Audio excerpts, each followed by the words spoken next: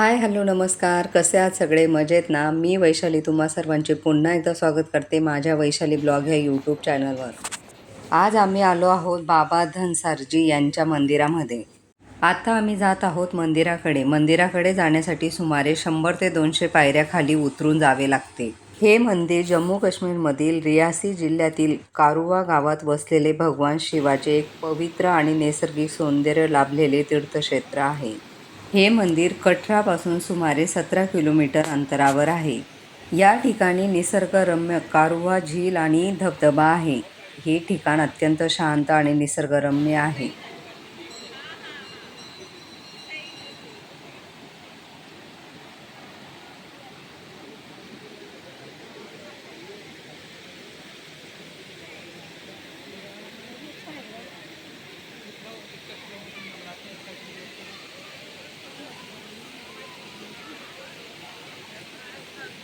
कारुहा झीलमधील पाणी खूपच स्वच्छ आणि निर्मळ आहे.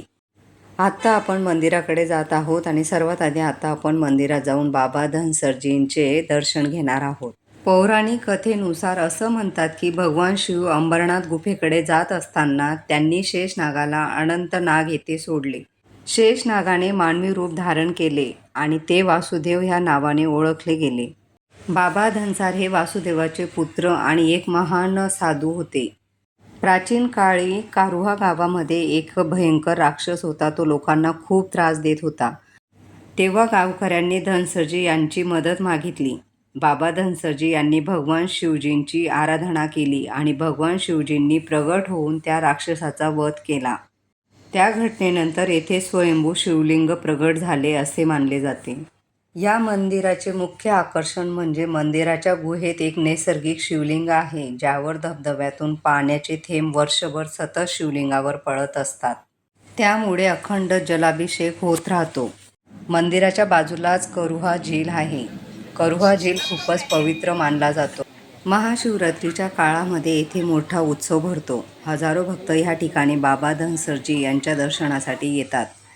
हे ठिकाण धार्मिक स्थळांबरोबर एक नैसर्गिक पर्यटन स्थळही आहे. चारही बाजूला घनदाट जंगल, थंडगार वारा, धबधब्याचा आवाज आणि शांत वातावरण. खरंच मनाला खूप शांतता या ठिकाणी मिळते. हर हर महादेव, ओम नमः शिवाय. बाबा धनसरजींचे दर्शन करून झाल्यानंतर तिथून थोड्याच अंतरावर एक प्राचीन ठाकूरजी महाराज आणि श्रीकृष्ण भगवानजींचं एक छोटंसं मंदिर आहे. आता आम्ही त्या प्राचीन मंदिराकडे जात होतो. हे प्राचीन मंदिर उंच डोंगर दऱ्यांच्या मध्ये आहे. प्राचीन मंदिरामध्ये आल्यानंतर आम्ही सर्वात आधी श्रीकृष्ण भगवानांचं आणि ठाकूरजी महाराजांचं दर्शन घेतलं. मंदिरामध्ये आम्हाला एक साधू संतही भेटले. जय श्री कृष्ण भगवान की जय हो.